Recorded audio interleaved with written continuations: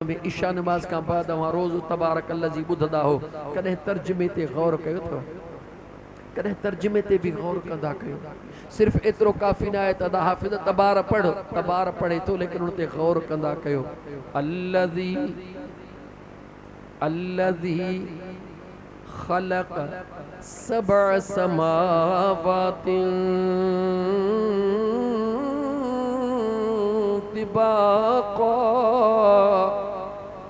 मा तरा फी ख़ल्क़िर रहमान मिन तफ़ावुत फ़र्जिल बसर हल तरा मिन फुतूर।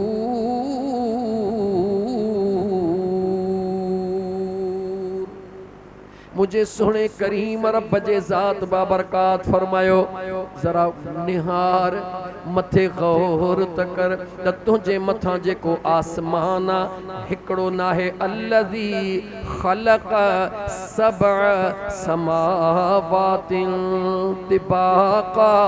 अल्लाह फरमाए तो हिक जे मथा ॿियो, ॿिए जे मथा टियों, टे जे मथा चौथों, चौथे जे मथा पंजो, पंजो छहों सतों। मुझे बेनियाज़ रब फरमायो इन आसमान दे निहार। मा तरा फी ख़ल्क़िर रहमान मिन तफ़ावुत। फितरी उसूला जॾहिं कारीगर जगह ठाहींदो आहे, रंग करे बस कंदो आहे, चवंदो आहे ॾिस किथे रंग में को फॉल्ट त कोन्हे। जेॾी महिल मुंहिंजा दोस्त कारीगर जगह ठाहे बस कंदो, चवंदो निहार किथे का फन में ख़राबी त कान्हे। अल्लाह बि क़ुरान में चैलेंज कयो आहे, मा तरा फी ख़ल्क़िर रहमान मिन तफ़ावुत। ऐं मुंहिंजा बाना मुंहिंजे अर्श ॾे निहार, चइनी पासनि खां निहार, जेसी तुंहिंजी नज़र पवे थी तेसी निहार। इस इन पूरे अर्श में किथे को वार जेतिरो फॉल्ट नजर अचे थो। अल्लाह कुरान में वरी तो जो सुमरजिल बसर, वरी ॾिस, अल्लाह चलो वरी ॾिस, करतैनियल क़ल्ब इलैकल बसर ख़ासिअन व हुवा हसीर। ऐ मुंहिंजा बाना वरी वरी निहार, तुझूं अखियूं तोॾे मोटी ईंदियूं, मगर मुंहिंजे तख़लीक़ में को खलल नज़र को न ईंदो।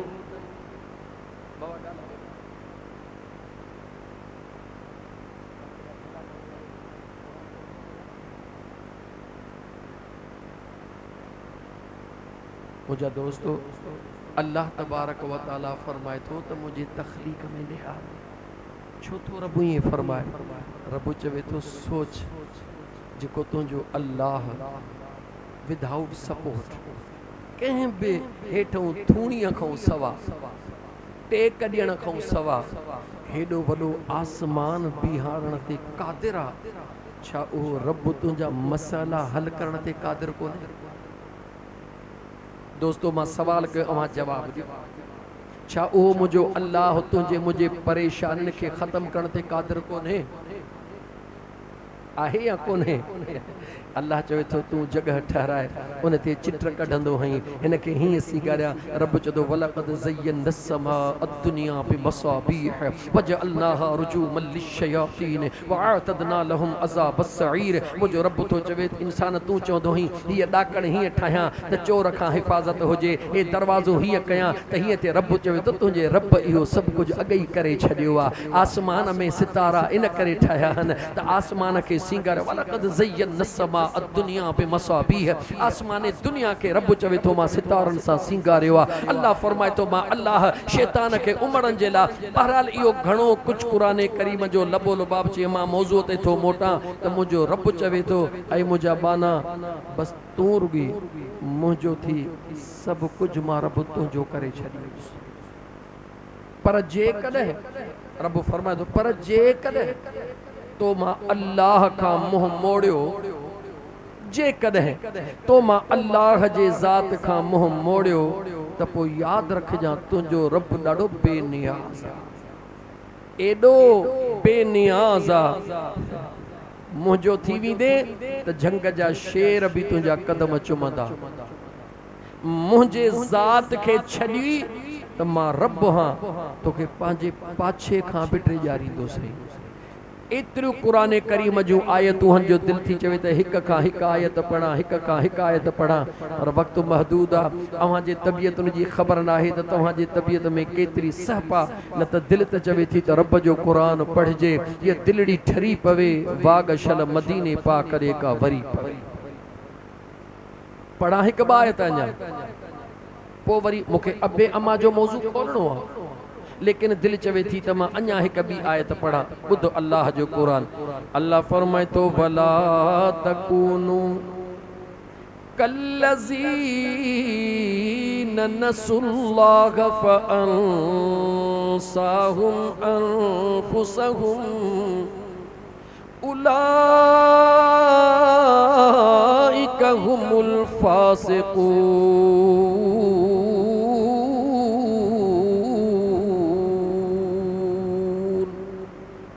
अल्लाह तो कुरान करीम में चवे उन्हनि वांगुरु न थीजो, वला तकूनू उन्हनि वांगुरु न थीजो कल्लज़ीन यानी अॻियूं जेके उम्मतूं गुज़री वयूं उन्हनि वांगुरु न थीजो। उहे छा कंदा हुया, अल्लाह जे नबीअ जे ॻाल्हि खे ॿुधण जे बजाए पंहिंजी हलाईंदा हुया, अल्लाह जे नबी जे ॻाल्हि खे अहमियत कोन ॾींदा हुया, न तौरेत खे, न ज़बूर खे, न इंजील खे, न आसमानी सहीफ़न खे अहमियत कोन ॾींदा हुया। रब चवे तो वला तकूनू कल्लज़ीन नसुल्लाह फअंसाहुम अनफुसहुम। जेकॾहिं तव्हां मां अल्लाह जे हुक्मनि खे ॿुधी अणॿुधो करे छॾींदव, मां रब तव्हांखे मनो थो कयां त उन्हनि वांगुरु न थीजो जन ॿुधी अणॿुधो करे छॾियो। पर अल्लाह चवे थो जेकॾहिं न मुड़ंदव त फअंसाहुम अनफुसहुम, मां रब थी करे ऐलान थो कयां तव्हां खां पंहिंजो पाण विसराए छॾींदुसि। खोलिया इन अजमले खे। मां अर्ज़ कयो त दोस्तो 30 सिपारा इन क़ुरान करीम जा हिन सीने में हन। हर मौज़ूअ ते मां क़ुरान करीम सां कलाकनि जा कलाक लेक्चर ॾेई सघां थो ऐं इन शइ जो मां पाबंद हाँ त मन हेॾे न होॾे अल्लाह जो क़ुरान काइनात जो कोई इंसान जंहिंखे चैलेंज ई न करे सघे न, दिलि चवेसि त खणी क़ुरान खोले ॾिसे त रब जो क़ुरान सचो। अल्लाह फरमाए थो मुंहिंजा बान हाँ अगर मां रब तोखे मनो थो कयां त उन्हनि वांगुरु न थीजां जन मां अल्लाह जे हुक्मनि खे ॿुधी अणॿुधो कयो। अगर ईअं कदे त मां रब ॿुधाई थो त मां तोखां तुंहिंजो पाण विसराए छॾींदुसि। बिल्कुलु सवली सिंधीअ में ॿुधायांव, खोड़ अहिड़ा माण्हू तव्हां ॾिठा हूंदा दौलत जी ख़बर ई कान्हे का, पर सुबुह जो घरों निकिरनि था त बूथ बि धोतल कोन्हे, को चिपियूं बि रस्ते में हंबरा थो ॾसे। रईस थोरो अखियुनि खे था थियण, माण्हू छा चवंदा, हाँ अखियूं ख़राब आहिनि छा, मिल्कियत जी ख़बर ई कोन्हे, लेकिन टंगू गिलींदा, कपड़ा गिलींदा वतन, एहसास ई कोन्हे, ज़िंदगीअ जो एहसास ई कोन्हे। बसि हिकिड़ो ई उनजो कॉन्सेप्ट आहे त मूंखे कहिड़े नमूने सां ही करिणो आहे, ही करिणो आहे, ही करिणो आहे। रब चवे थो केॾो न बेवकूफ़ आहीं, तूं कुझु नथो करे सघीं जेसिताईं करण वारी रब जी ज़ात न चाहे। पढ़ा वरी क़ुरान। मुंहिंजा दोस्तो क़ुरान ॿुधो। अल्लाह फरमायो वमकरू वमकरल्लाहु वल्लाहु खैरुल माकिरीन।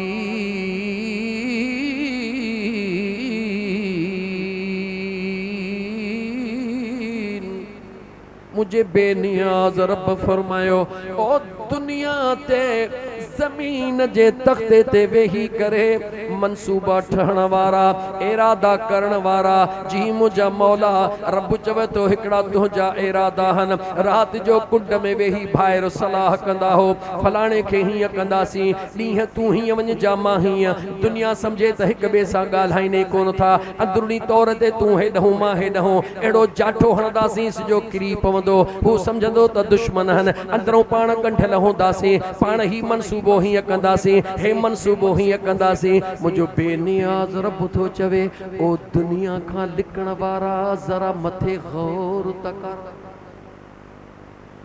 तू जो करीम रब तोखे ॾिसी रहियो आ, तू जेको मनसूबो तो ठाही, रब चवे तो तव्हां ज़मीन ते मनसूबा ठाहींदा हो, तव्हां जो अल्लाह पंहिंजे कुदरत में मनसूबा ठाहींदो आ। वमकरू वमकर अल्लाह, अवां ज़मीन ते मनसूबा ठाहींदा हो, तव्हां जो अल्लाह पंहिंजे कुदरत में मनसूबा ठाहींदो आ। वल्लाहु खैरुल माकिरीन।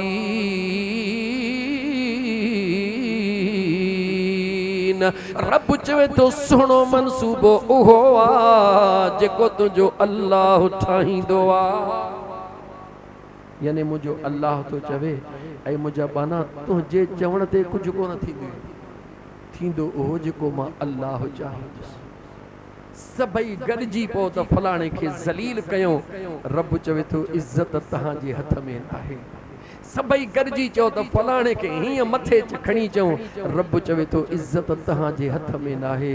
वतुइज़्ज़ु मन तशा वतुज़िल्लु मन तशा बियदिकल ख़ैर इन्नका अला कुल्लि शैइन क़दीर। रब चवे थो बाना इज़त जंहिंखे ॾियां मुंहिंजी मर्ज़ी आहे, ज़लीलो रुसवा जंहिंखे कयां मुंहिंजी मर्ज़ी आहे, बादशाह खे फ़क़ीर कयां मुंहिंजी मर्ज़ी आहे, फ़क़ीर खे बादशाह कयां मुंहिंजी मर्ज़ी आहे। मौला मां छा कयां? रब तो चवे जीअं न मुझे मिठड़े महबूब मुस्तफ़ा तोखे ॿुधायो आहे, बस तूं ईअं कंदो अच त मुंहिंजो महबूब राज़ी थिए त मां ख़ुदा तो ते राज़ी थी पवां। अल्लाह जी ज़ात बाबरकात तव्हां असांखे इहे ॿुधल ॻाल्हियूं अमल करण जी तौफ़ीक़ अता फ़रमाए। हिकिड़ो दफ़ो दुरूद पढ़ो त हाणे मां ईसाले सवाब जे मौज़ूअ ते तव्हां सां कुझु ॻाल्हाए वठां। थोड़ो हाणे आवाज़, हाणे हेतिरी मेहनत कई आहे, थोड़ो आवाज़ तव्हां बि लबड़ा चोरियो यार। सल्लल्लाहु अलैहि या रसूल अल्लाह वसल्लम अलैका या हबीब अल्लाह।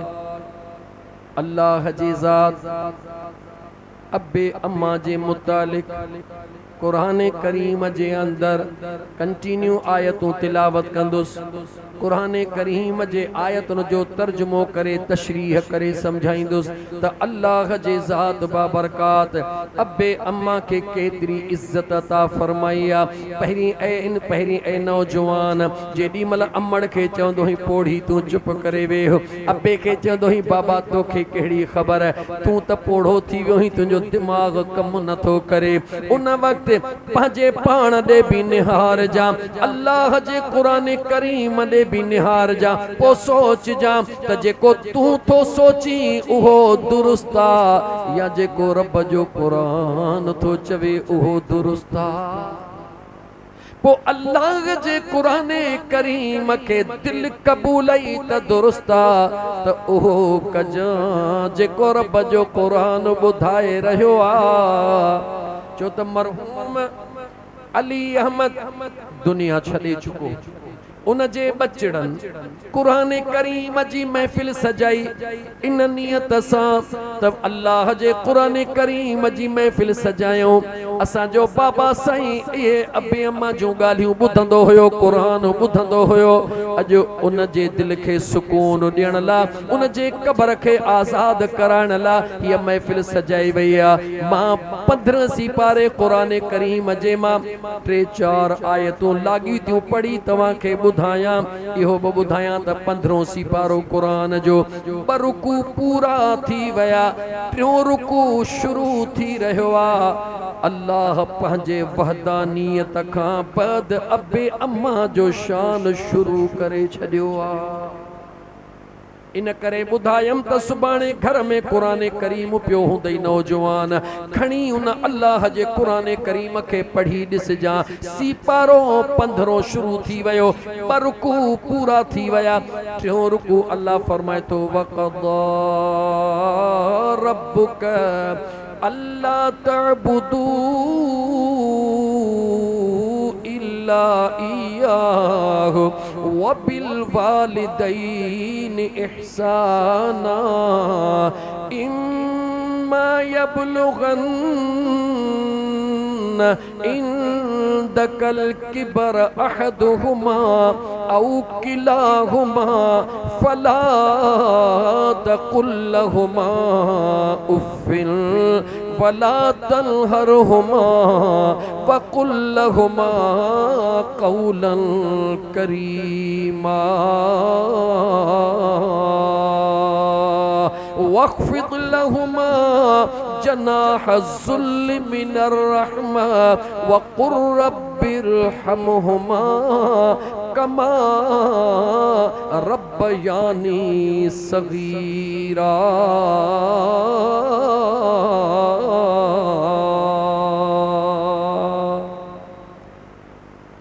ये छा पढ़ियो जो अल्लाह जो कुरान छा पढ़ियो ये जेतिरो हींअर मूं कुरान पढ़ियो न यो सिर्फ हिकड़ी जगह तां कंटिन्यू पढ़ियुम इन सब में अल्लाह अबे अम्मा जे मुतालिक बयान कयो। अल्लाह दसे थो त अबे अम्मा सां ॻाल्हाइणो कीअं, अल्लाह दसे थो त अबे अम्मा सां रवैयो कीअं रखणो आ।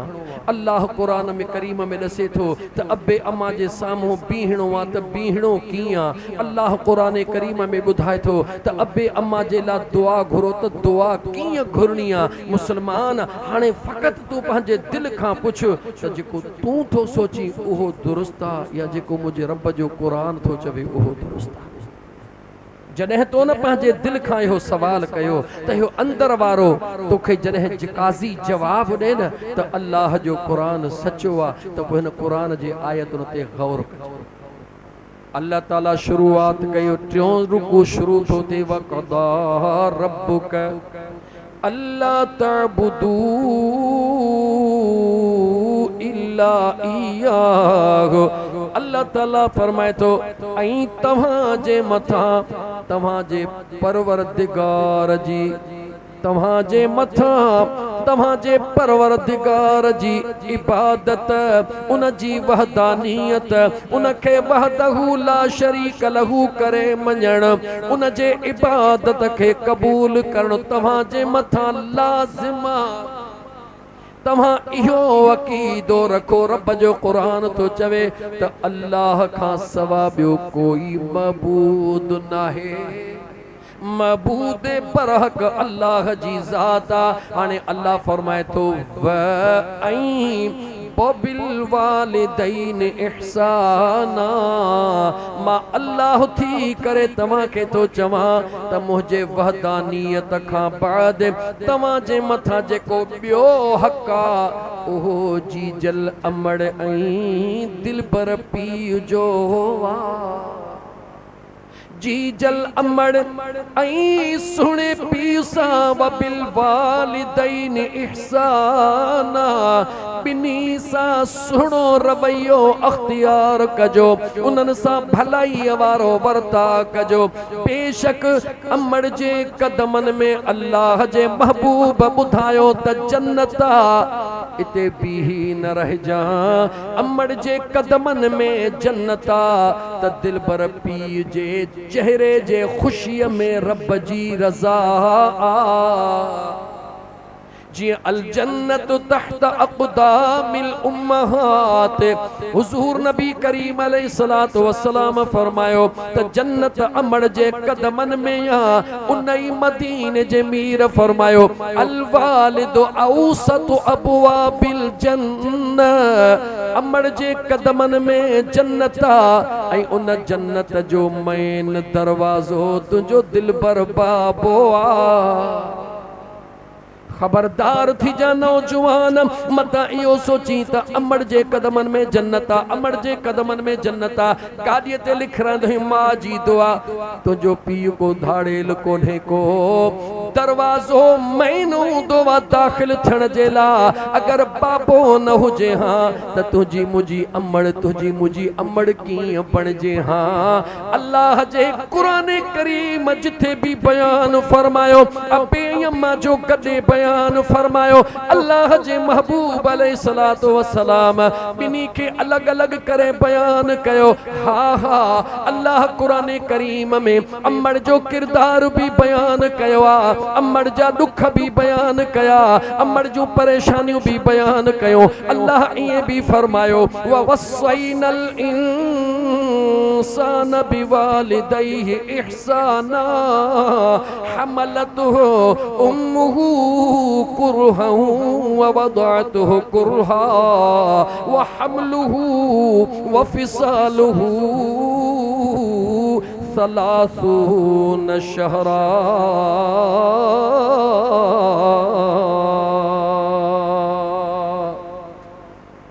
ॾिसो त सही कुरान जेको तुंहिंजे घर में पियो आहे कुरान उन में अबे अम्मा जो केॾो रब कयो आहे शान। काॾे कुरान जंहिं अबे अम्मा खे तूं हीअं ॾिसंदो आहीं उन्हनि खे ईअं न ॾिस, पहिरीं कुरान जे अज़मत खे ॾिस पोइ वरी कुरान में उन्हनि जी इज़त मुंहिंजे रब बयान कई आहे उहा।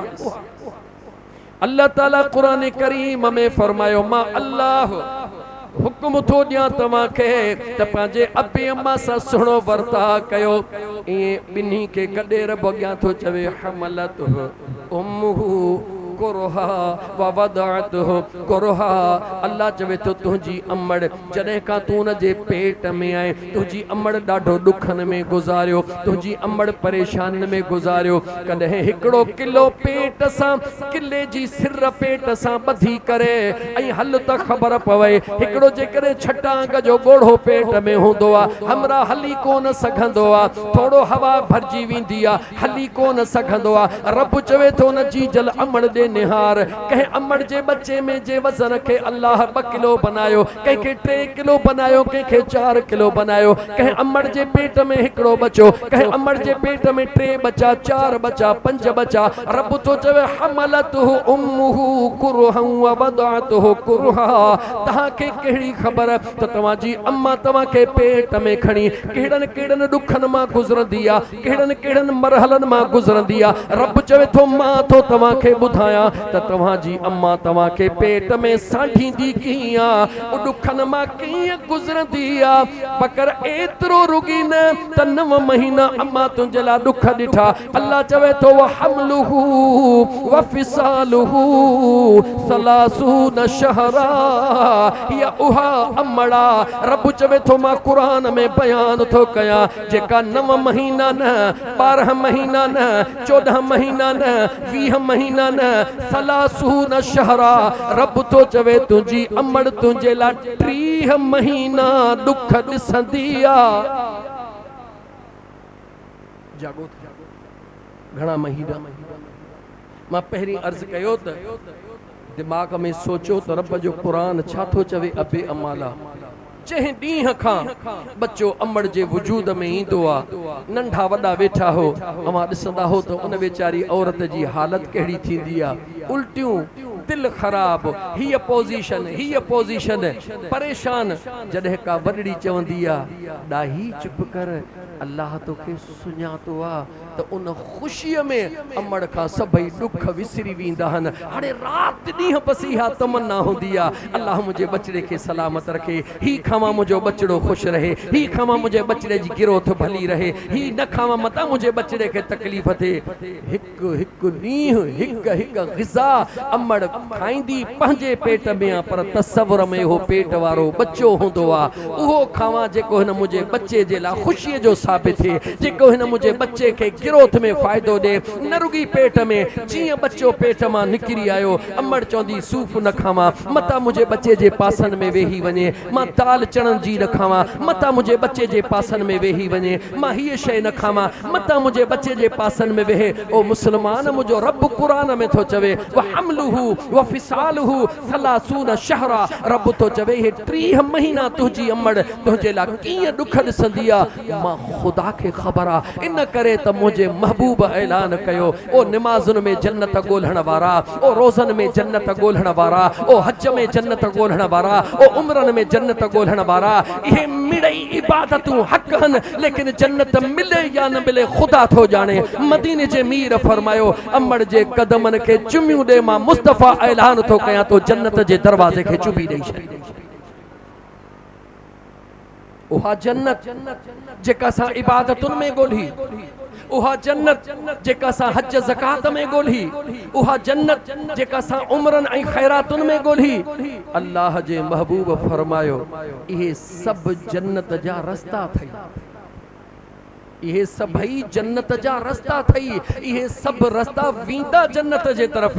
लेकिन एक्चुअल जेका ओरिजिनल जन्नत अल जन्नत तहत अक़दामिल उम्महात उहा तुझे अमड़ जे कदमन जे जवाब दियो काथे अमड़ जे कदमन जे हेठां मथा न तवज्जह त कर नौजवान कदमन जे मथा न कदमन जे हेठां कदमन जे हेठां चुमियूं उहो ॾींदो आहे जंहिं ते ख़ुदा जी निगाह ख़ास। छो कदम जे मथां चुमी ॾियणु सवली आहे। कदम जे तवज्जह कर कदम जे मथां चुमी ॾियणु सवली आहे। कदम जे हेठां अमड़ गाह करे मोटी आहे पेरनि खे मिटी लॻी पई आहे। हितां क़ुरान ॿुधोसीं हदीस ॿुधीसीं दिलि में पको पहुती वियो त बसि अॼु मोटी वञा चीजल अमड़ जे कदमनि खे वञी चुमी ॾियां इरादो पको करे निकितो। लेकिन घर पहुतो त अमड़ वेचारी उन महिल अञा कमु कार करे लेटी आहे। अमड़ वेचारी लेटी त आहे पेरनि खे मिटी लॻी पई आहे। हाणे वेझो त थियो इरादो त करे आयो अकुल चयसि त अमड़ खे भला चओ अम्मा औरते कर तुंहिंजा पेर ॾा धोआं अम्मा तुंहिंजा पेर ॾा धोई पोइ का चुमड़ी ॾियां छो त अकुल कम ई नथो करे। मिटीअ खे हिन खे पंहिंजो चुमड़ी कीअं ॾियां इन मिटीअ में मता ही हुजे इन मिटीअ में मता ही हुजे। यादि रखी छॾ मुस्लमान अकुल तॾहिं कमु कंदो आहे जॾहिं इश्क जे मथां मोहबत जे मथां पर्दो अचे वेंदो आहे। जॾहिं मोहबत कमु कंदी आहे त अकुल जे मथां पर्दो अची वेंदो आहे। सोच जा गहराईअ में मां ॻोठाणो माहौल आहे इन करे लिकाए तो खेसि जुमिलो चयो त कॾहिं कॾहिं इंसान सॼी राति सीअ जी ख़बर कान पवंदी आहे फ़क़ति कंहिंजे इंतज़ार में सीउ हूंदो आहे पारो हूंदो आहे पर दिलि में जंहिंजो ख़्याल हूंदो आहे उन जे ख़्याल ऐं मोहबत जे आॾो न सियारे जी परवाह न पारे जी परवाह न बर्फ़ जी परवाह। छो दिलि में हिकिड़ो ख़्याल आहे। मां तोखां थो पुछां उहो ख़्याल जेकॾहिं तूं अमड़ जे कदमनि में इहो करे वञी त हुज़ूर फरमायो आहे त जन्नत आहे। ॾिसणो इहो न ॾिस त छाहे न जन्नत आहे। ख़ुदा जो कसम तूं न अमड़ जे उन हाल में कदम खे चुमी ॾी त हो जेको कलर हणा पेर हन न तूं न सदाकत जन्नत वारीअ सां चुमी ॾी त उन कलर मां बि तोखे जन्नत जे गुलनि जी रब ख़ुशबू नसीब फरमाए छॾी। हुज़ूर फरमायो अल जन्नत तहत अक़दामिल उम्महात जन्नत अमड़ जे कदमनि जे हेठों अल वालिद औसत अबवाबिल जन्नह ऐं जेको दिलबर पी आहे उहो जन्नत जो मेन दरवाज़ो।